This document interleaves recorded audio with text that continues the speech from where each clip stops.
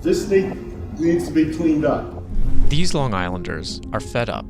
You've made little progress. There doesn't seem to be a sense of urgency. And I've been sitting in these chairs for 20 years. And this is a story about their frustration. This area right here, that's where my house is. Leaders and the government can't come to a resolution about who's responsible. This is also a story about water and people's fears. I have to now invest in a machine and bottled water. 7 of us have cancer in this picture. We live in this one block. And a groundwater contamination that's been spreading for more than 50 years. This is a complete and utter failure of the system. This is truly a David and Goliath battle. And this is a story about secret documents uncovered by journalists that detail how a company responsible for one of the nation's most complex pollution problems long avoided accountability. The highest concentrations of contamination are where the old outfield was. This is the story of the Grumman Plume.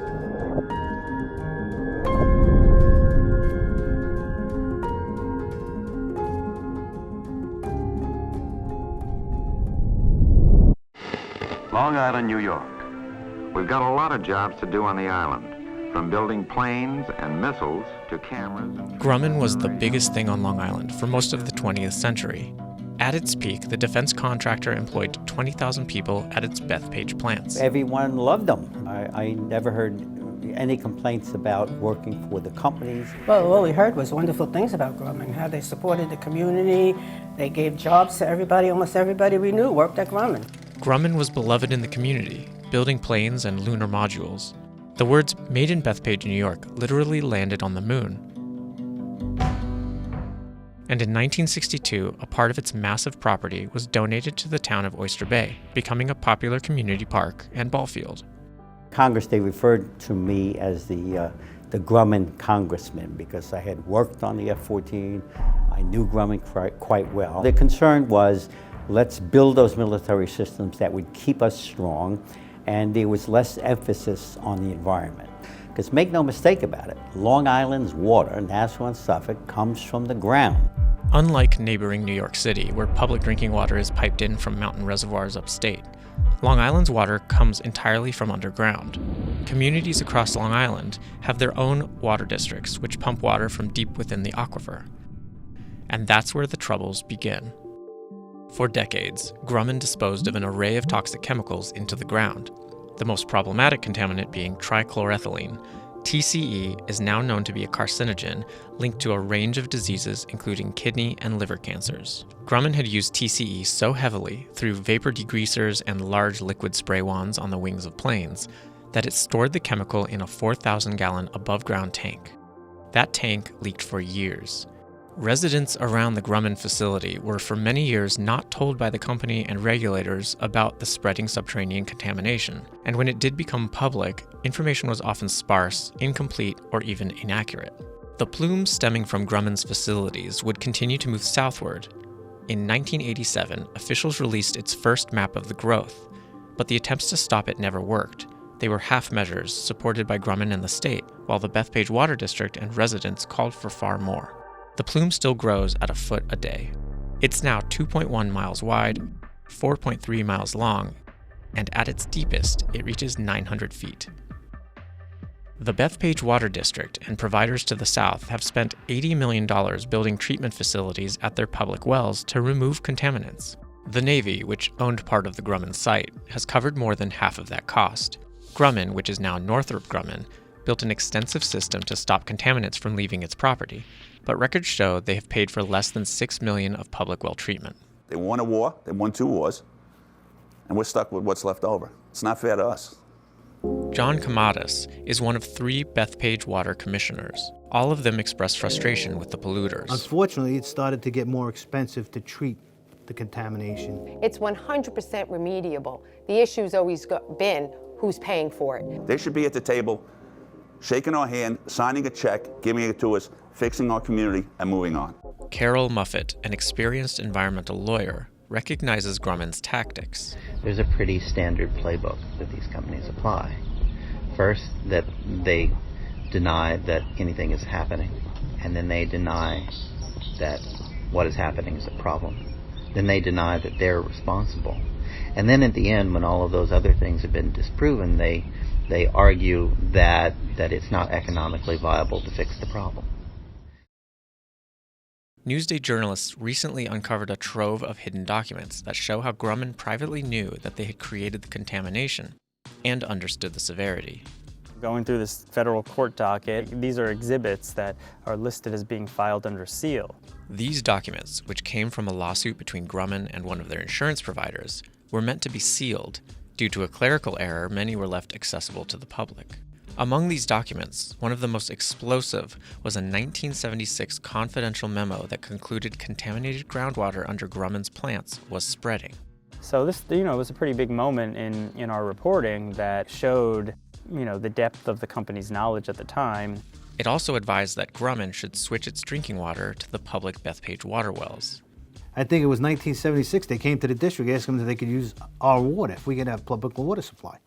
Newsday attempted to speak to former Grumman employees who had received these internal memos that Newsday uncovered. We're trying to interview a former Grumman environmental manager. All right, well, you have a good day, okay? You too. All right, thanks very much. He basically said he'd rather not, when we thought his input would have been valuable, but... The confidential documents Newsday uncovered helped reveal the difference between what the company knew and what the public was being told. For example, while privately learning about Grumman's culpability, regulators were publicly blaming a neighboring manufacturer, Hooker Chemical. Hooker contributed to the problem, but they were falsely spotlighted as the primary polluter. I think they were easier to blame than Grumman. Plus, you have to understand at the time, I don't know the exact number of employees that Grumman had, but there were 3 shifts round the clock. So you had tens of thousands of employees, I'm sure. December 2nd, 1976, the federal EPA privately warned county and state officials about the dangers of the contaminated drinking water.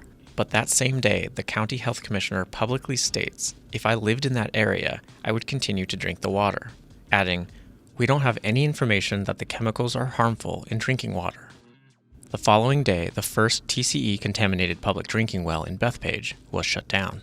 It was almost impossible to criticize Grumman. And every time you said something about it, well, you're saying things that are going to inflammate the situation. Our property values are going to go down. I mean, it's so nearsighted and short-sighted. It's just amazing to me. In 1982, Grumman publicly shared results showing low levels of TCE in its wastewater. However, it omitted a page that recorded a far more substantial number. The company later said that the reading was an anomaly. On one hand, a confidential memo discovered by Newsday says it's Grumman's plume that is contaminating the water district's well.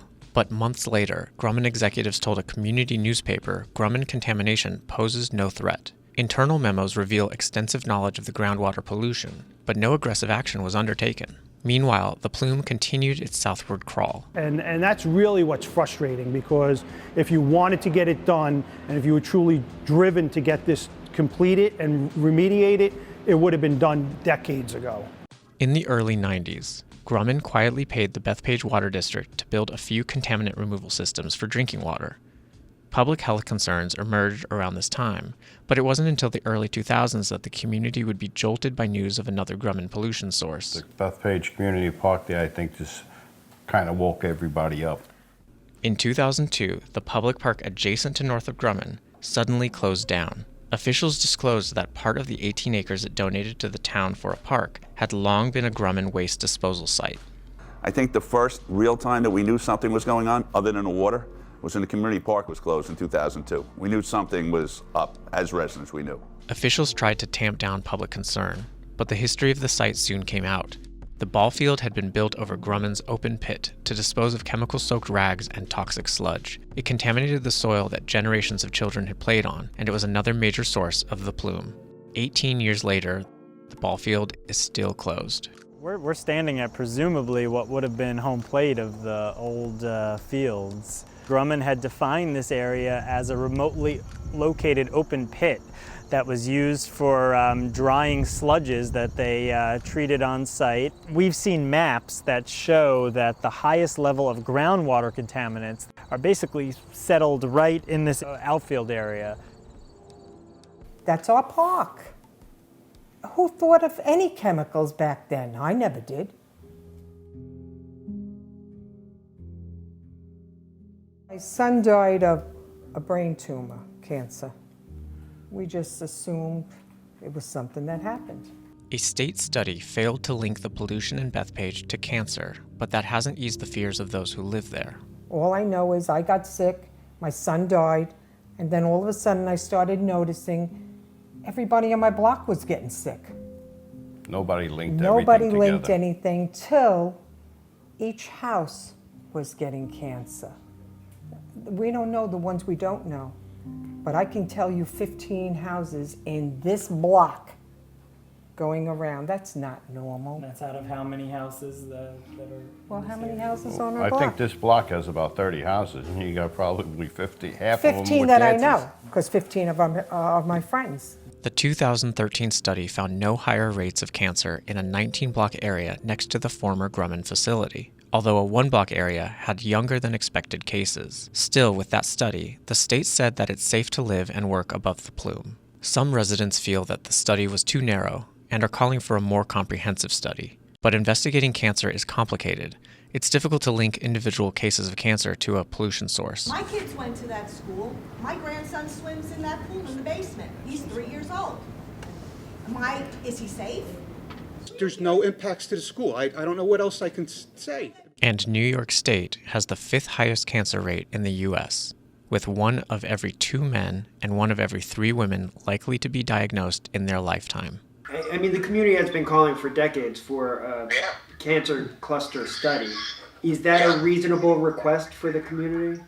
Oh, absolutely. Even for folks who, let's say, lived there and were being exposed when the levels were at their highest and then moved away, the exposure and the potential consequences of that can't be undone.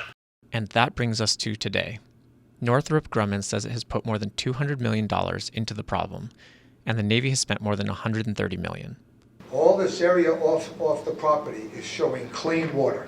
Grumman says it has removed 200,000 pounds of contaminants through the system it operates at its borders. We've cut off the off-site migration from the Navy Grumman properties. But currently there are 200,000 more pounds of toxic chemicals still awaiting removal, according to the state. The plume is now at its largest and deepest, continuing its path towards other communities south of Bethpage. We've gone on record many times. The people of Massapequa will not accept that.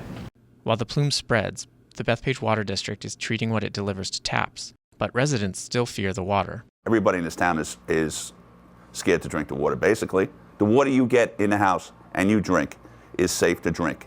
It is good water. For a long time, you all drank the tap water, right? Right. The water Until they started cleaning it up. I have to now invest in machine and bottled water.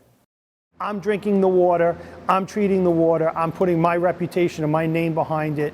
The Bethpage Water District continues to reassure the public that its drinking water is safe, while pushing for Grumman, the Navy, and the state to finally clean up the groundwater. This is an unbelievable, unrealistic, and unfair burden being placed squarely on the shoulders of the Bethpage taxpayers. And, you know, my #1 goal is to protect the residents of Bethpage. The polluters, who have really deep pockets and endless resources, they could have tackled this thing years ago and come out cheaper. New York State will take action. #1, we're going to fully contain the plume. #2, we're going to fully treat the plume. Enough damage has been done. This is a huge shift by the state, which through 5 gubernatorial administrations, including Cuomo's early years, had misjudged and failed to halt the spread of the groundwater pollution. Cuomo's new approach culminated in a $585 million 30-year plan proposed to finally tackle the problem head-on. I believe and I trust that this plan that they're putting forth will have a sizable amount of this mass removed. Maybe it won't be finished in my lifetime, but in my children's. I believe in the DEC. They're our only hope, actually. Let's do it. Let's move ahead. Because the longer you wait, the worse it gets. And we're not going to wait for Northrop Grumman to do this work. Both Northrop Grumman and the Navy object to the state's cleanup proposal, which involves a complex system of 24 hydraulic wells, piping, and treatment plants. Officials hope to force the polluters to cover the full cost. It's estimated a full cleanup could take 110 years. Northrop Grumman declined multiple requests for interviews. It released a statement saying it has a history of working with regulators and officials to protect human health and the environment. It also asserts a commitment to plume remediation.